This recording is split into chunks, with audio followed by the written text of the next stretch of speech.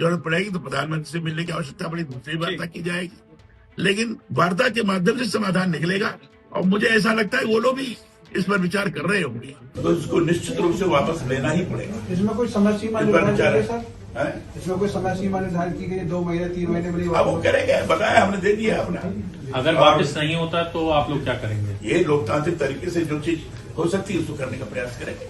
उत्तर प्रदेश हम अपने लोकतांत्रिक आधार पर व्यवस्थित तौर पर अपनी बात को रखेंगे। ये बीजेपी के दिग्गज ब्राह्मण नेता रहे कलराज मिश्र, कभी बीजेपी की सियासत करने वाले और राजस्थान के राज्यपाल रहे कलराज मिश्र अपने ब्राह्मण मंच के जरिए अब यूजीसी का विरोध कर रहे हैं। उन्होंने एक प्रेस कॉन्फ्रेंस में कहा कि इस कानून को वापस लेना पड़ेगा। कलराज मिश्र ने कहा कि इसके लिए वो तमाम विधायकों और सांसदों से अपील करेंगे और ब्राह्मण विधायक सांसद जो हैं वो इस पर इकट्ठा भी हो रहे हैं। तो इसको निश्चित रूप से वापस लेना ही पड़ेगा। इसमें कोई समय सीमा निर्धारित की गई सर? इसमें कोई समय सीमा निर्धारित की गई? 2 महीने 3 महीने में? अब वो करेंगे, बताया हमने, दे दिया अपना। अगर वापस नहीं होता तो आप लोग क्या करेंगे? ये लोकतांत्रिक तरीके से जो चीज हो सकती है उसको करने का प्रयास करेंगे। उत्तर प्रदेश हम अपने लोकतांत्रिक आधार पर व्यवस्थित तौर पर अपनी बात को रखेंगे। हम सामंजस्य स्थापित करते हुए चीजों की ढंग से ठीक किया जाए, इसका प्रयास करेंगे। हमारा जो ये परिषद है सामाजिक समरसता के धूरी के रूप में काम करने वाला है।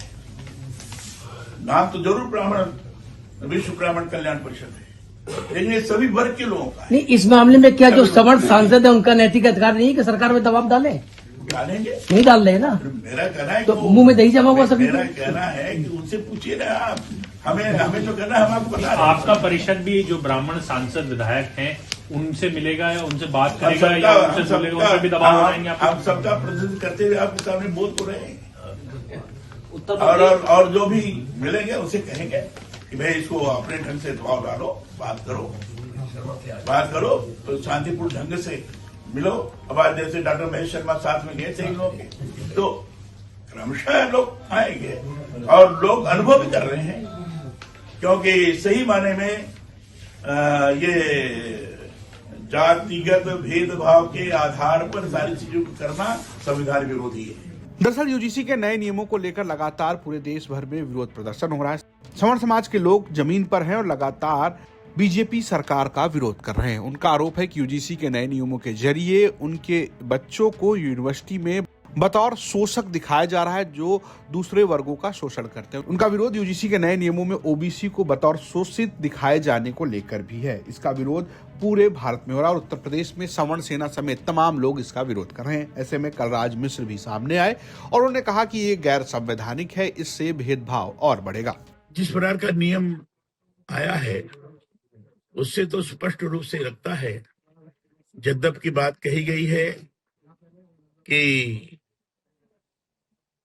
सबके बीच में समानता की स्थिति निर्माण हो, किसी भी प्रकार का भेदभाव ना हो, लेकिन जिस ढंग से वो नियम सामने आए हैं उसको देखने के बाद लगता है कि निश्चित रूप से भेदभाव को और आगे बढ़ाने का इसके कारण कुचक्र बना है। पहले एससी एसटी का था, भेदभाव संबंधित शिकायतें वो कर सकते थे, करते थे। उसमें कितनी झूठी है कितने सही है ये तो विश्लेषण का विषय है, लेकिन अब साथ साथ ओबीसी को जोड़ा गया है तो स्वाभाविक रूप से लगता है कि फिर बाकी के सब लोगों को क्यों नहीं जोड़ा जाए। किसी के साथ भी भेदभाव हो, चाहे कोई भी हो, चाहे सवर्ण हो, चाहे ओबीसी हो, चाहे एससी एसटी हो, किसी के साथ भी भेदभाव हो तो शिकायत करने का अधिकारी है, कर सकता है शिकायत।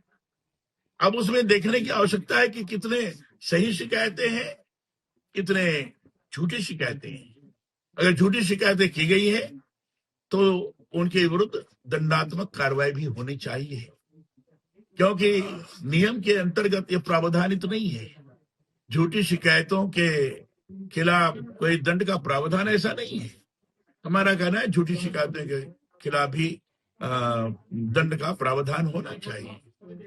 तो ये चीज नहीं है, हमारा कहना है ये होना चाहिए। ये बात है, इस बात से प्रभावित होकर ये चीज की गई है कि पिछले बार, क्योंकि ये 2012 में भी इस प्रकार का नियम आया था, यूजीसी का गाइडलाइन आई थी, और उसके अंतर्गत ये तो था कि शिकायतें जो आ रही हैं उसमें बढ़ोतरी हुई है, और 2019 से लेकर 2023 के बीच में जो बढ़ोतरी हुई है 118.4% की बढ़ोतरी हुई है। लेकिन जो विद्यार्थियों की संख्या है उनके अनुपात में बढ़ोतरी देखें तो बहुत कम है, नहीं के बराबर मानी जाएगी। लेकिन निवारण समिति ने कहा है कि इसमें ज्यादातर शिकायतों का निस्तारण कर दिया गया है, लेकिन जब उससे पूछा जाए भाई इसमें झूठी शिकायतें कितनी हैं, जो शिकायतें आई हैं इसमें झूठी शिकायतें कितनी हैं, उसका उसमें कोई विवरण नहीं है।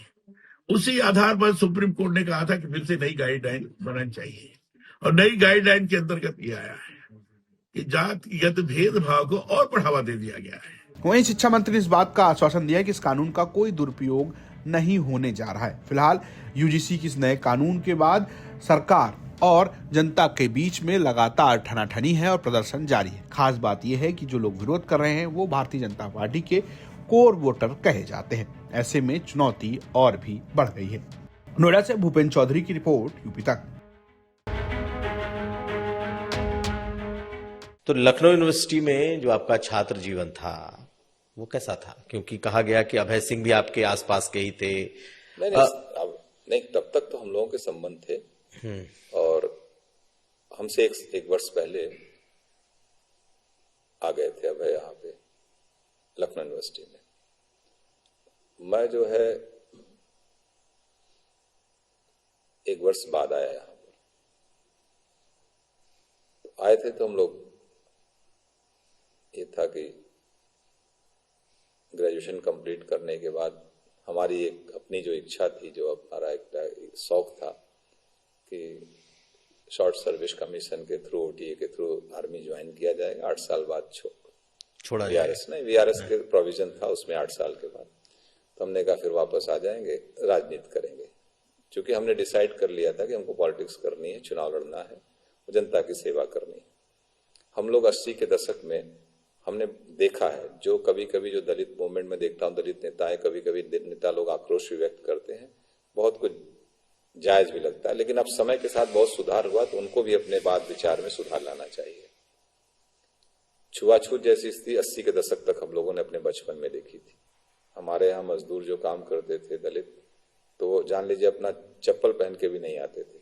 ऐसी छुआछूत आपने देखा है? देखा है मैंने, बड़ी पीड़ा होती थी। हम लोग बहुत छोटे थे, लेकिन लगा क्योंकि हम उनके बच्चों के साथ खेलते थे, उसके लिए लोग गांव मना किया जाता था, नहीं कैसे उनके साथ खेलते।